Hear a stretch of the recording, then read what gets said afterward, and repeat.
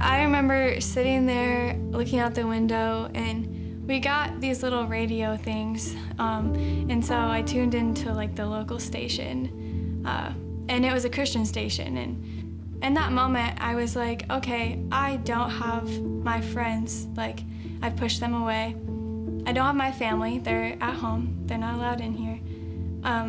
My relationship was failing. I didn't even want myself, or like just I was empty, and I was like, okay, is God still there? Like, does God still care?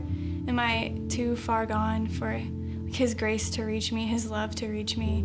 Am I like too depressed to have the joy that He brings?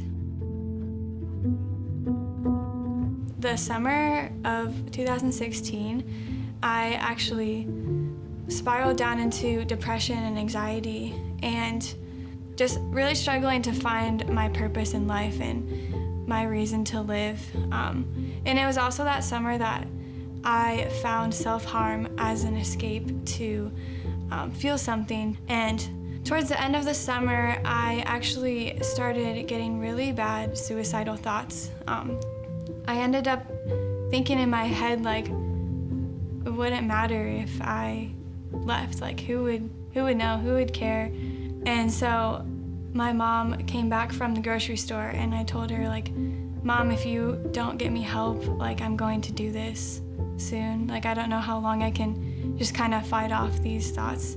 So she ended up taking me to the hospital, and I was admitted to the psych ward. And I was there for 3 days and 2 nights. That first night was really hard. I had everything taken from me, and so I asked for a Bible, and I started reading through Romans. And the verse that really caught my eye was Romans 12:2. Do not be conformed to the patterns of this world, but be transformed by the renewing of your mind.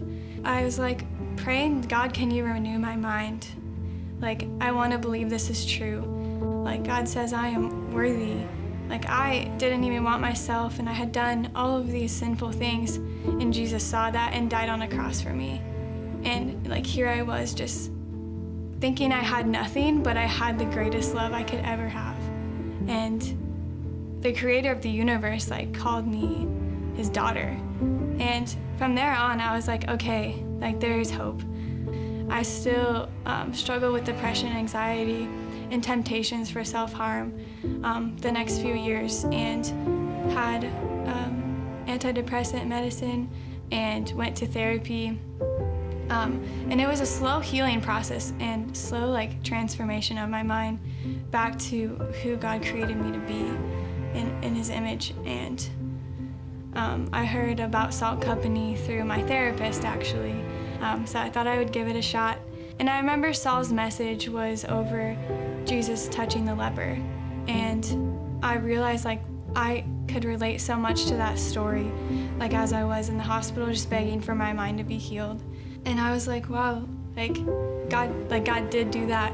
So what's my response? And realized like I was just kind of coasting in His grace. Like, I wasn't actually taking hold of my life and living it for Him.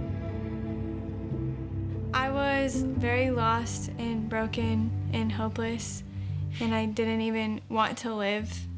But I found that my identity, actually placing it in Jesus, allows me to have confidence, because He says that I am worthy. He says that I'm loved. And He showed that by dying on the cross for me.